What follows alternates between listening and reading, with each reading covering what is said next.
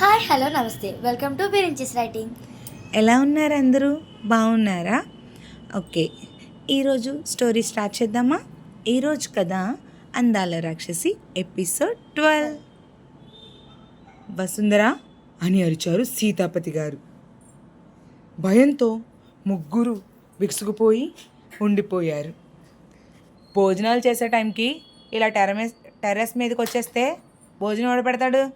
అయినా ఏదో పేరెంటానికి వచ్చినట్టు ముగ్గురు వచ్చేసారేంటి ఒకేసారి పైకి వచ్చారు అన్నారు సీతాపతి గారు కోపంగా గంభీరమైన శబ్దంతో. అంటే ఇంట్లో ఉడుగ్గా అనిపిస్తుంది, కాస్త చల్లగాలి కోసం అని పైకి వచ్చాం నాన్న అన్నాడు ప్రేమ్ సైలెంట్గా.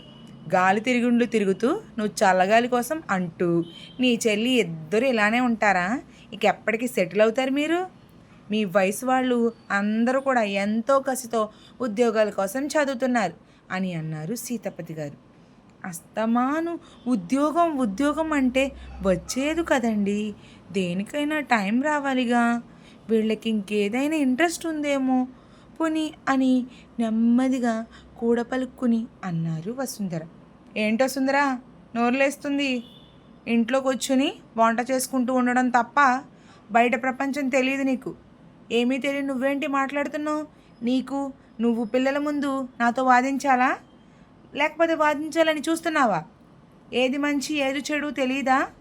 ఇంకా వీళ్ళకి కన్ఫ్యూజన్ స్టేజ్లోనే ఉన్నారు. ఎప్పటికైనా వాళ్ళని సరైన దారిలో వెళ్ళమని చెప్పాలి, కానీ ఇలా నీ మందబుర్రతో ఆలోచనని వీళ్ళ మీద రుద్దే ప్రయత్నం ఇంకోసారి చేయకుండా కిందకి నడు, భోజనం పెడదువు అని వెళ్ళిపోయారు సీతాపతి గారు కిందికి. వసుంధర గారు ఎప్పటిలాగా బాధను అలవాటుగా చేసుకుని కిందకు వెళ్ళారు. విన్నావు కదా చెల్లి, అందుకే చెప్తున్నాను, ఎలాంటి రిస్కులు వద్దమ్మా అంటున్నాను.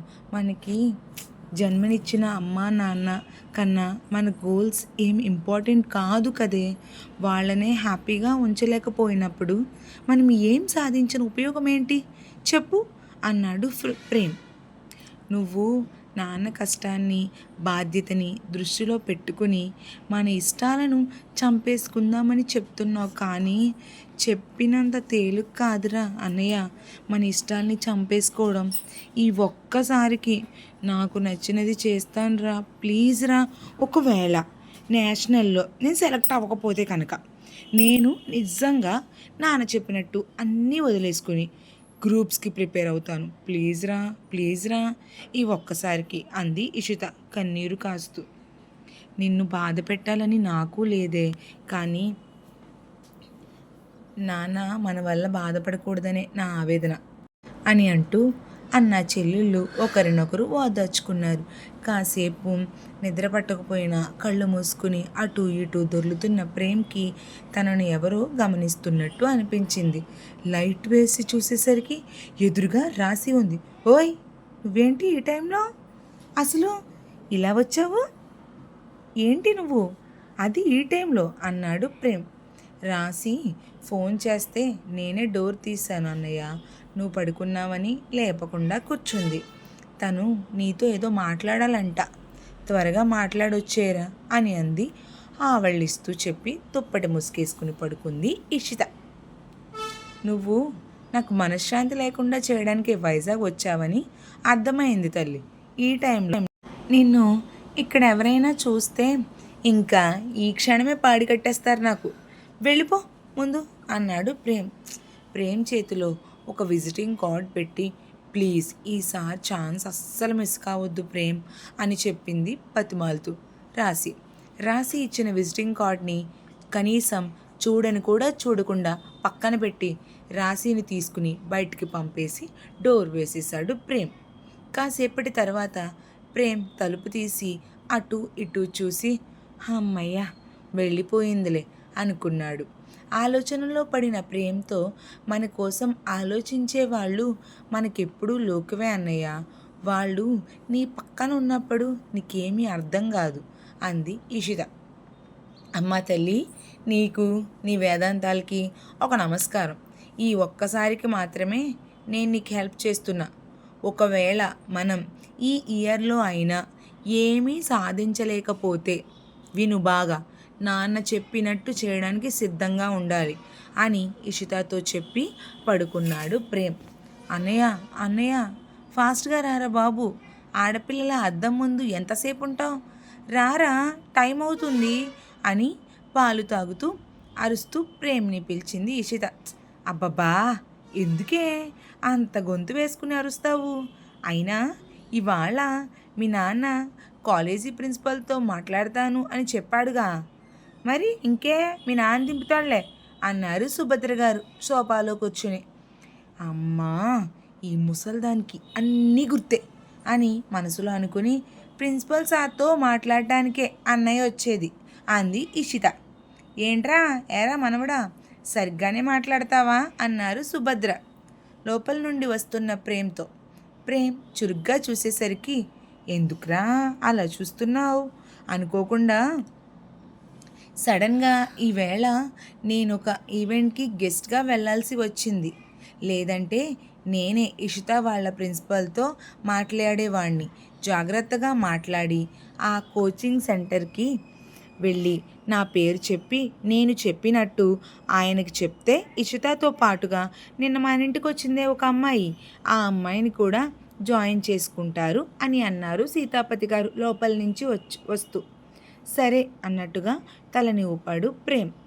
ప్రేమ్ ఇషిత సెల్లార్లోకి వచ్చేసరికి శివాంష్ ప్రేమ్ బైక్ దగ్గర వెయిట్ చేస్తూ కనిపించాడు. ఏంటి విషయం, నువ్వు కూడా మీ అక్కకి రాయబారమా అని అడిగాడు ప్రేమ్. చిచి, ఎవరి పంచాయతీలు వాళ్ళే తెలుసుకోవాలి, కానీ నాకు నీ హెల్ప్ కావాలి బాస్ అన్నాడు శివాంష్ ప్రేమ్తో. ఏంటి హెల్ప్, బైక్ కావాలా అని అడిగాడు ప్రేమ్. అవును బాస్, థ్యాంక్ యూ బాస్, నిన్నెక్కడ డ్రాప్ చేయాలో చెప్పు, అక్కడ డ్రాప్ చేస్తాను అన్నాడు శివాంష్. సరే అయితే కొంచెం నన్ను స్టూడియో దగ్గర డ్రాప్ చేయి అని చెప్తూ కీస్ ఇచ్చాడు ప్రేమ్. ప్రేమ్ని స్టూడియోలో దింపేసి శివాంష్ ఇషిత ఇద్దరూ కలిసి స్టేడియంకి వెళ్ళారు. ప్రేమ్ స్టూడియోకి వెళ్ళేటప్పటికి స్టూడియోలో రాసి ప్రేమ్ ఫ్రెండ్ హరితో మాట్లాడుతూ ఉంది. ప్రేమ్ రాగానే, ప్రేమ్ ఫ్రెండ్ గుడ్ మార్నింగ్ రా, నీకోసమే వెయిటింగ్, రాసి ఏదో ఆఫర్ తెచ్చిందిరా, నాకైతే ఈ ఆఫర్ మిస్ అవ్వకూడదు అనిపిస్తుంది, నువ్వు కూడా ఆలోచించు సరేనా అని భుజం తడుతూ మధ్యాహ్నం వస్తా, కాలేజ్లో చిన్న కవరేజ్ ఉంది, నేను వెళ్ళొస్తా అన్నాడు ప్రేమ్. హరి నేను వస్తాను ఉండు, ఇద్దరు వెళ్దాం అన్నాడు ప్రేమ్. నేను వెళ్తున్నా, కాలేజ్ ఈవెంట్లో గెస్ట్ మీ నాన్నగారు అని చెప్పి వెళ్ళిపోయాడు. రాక్షసి రాత్రికి రాత్రి కాలేజీ వాళ్ళని మేనేజ్ చేసి మా నాన్ననే గెస్ట్ని చేసింది, కావాలనే కదా నా లైఫ్తో ఆడుకుంటుంది అని రాశిని తిట్టుకున్నాడు ప్రేమ్. ఎందుకు ప్రేమ్ చిన్న పిల్లాళ్ళ బిహేవ్ చేస్తున్నావు, అసలు నేనేం చేశాను అని అవాయిడ్ చేస్తున్నావు, అట్లీస్ట్ రీజన్ అయినా చెప్పాలి కదా, పోనీ నీకు నాతో మాట్లాడటం ఇష్టం లేకపోతే మానే, అంతేకాని నిన్ను బ్రతిమాలడానికి రాలేదు నేను, ఓకేనా, నీ పంతంతో నీ ఫ్యూచర్ని నువ్వే స్పాయిల్ చేసుకున్నావు, ఒక్కసారి నేను ఇచ్చిన ఆ విజిటింగ్ కార్డ్ చూడు అని రాసి మాట్లాడుతుంటే అసలు తనకేమీ పట్టనట్టుగా, తనకేమీ సంబంధం లేనట్టుగా సిస్టమ్ ముందు కూర్చుని తన పని తాను చేసుకుంటున్నాడు ప్రేమ్. చెట్టంత మనిషిని మాట్లాడుతుంటే ఇగ్నోర్ చేస్తావేంటి అని అడిగింది రాశి వెనక్కి తిరిగి. ఓహో, తులసి మొక్కని చెట్టు అని అనరు అన్నాడు ప్రేమ్. కోపంలో చెప్పినా నిజం చెప్పావు, నేనేమీ తులసి మొక్కల స్వచ్ఛమైన మనసున్న దానిని అని అంది రాశి. అబ్బో అవునా, మనసులతో ఆడుకునే తమరికి మనసు గురించి మాట్లాడే హక్కు లేదు అని అన్నాడు ప్రేమ్ కోపంగా రాశి వైపు చూస్తూ. మరి ఇన్ని అవమానాలు అపనిందల్ని భరిస్తూ రాశి ఇషితాతో గేమ్ ఆడిస్తూ తెలుసుకోవాలి అంటే నెక్స్ట్ ఎపిసోడ్ కోసం వెయిట్ చేయండి. ఎపిసోడ్ ఎలా అనిపించిందో కమెంట్ చేయండి.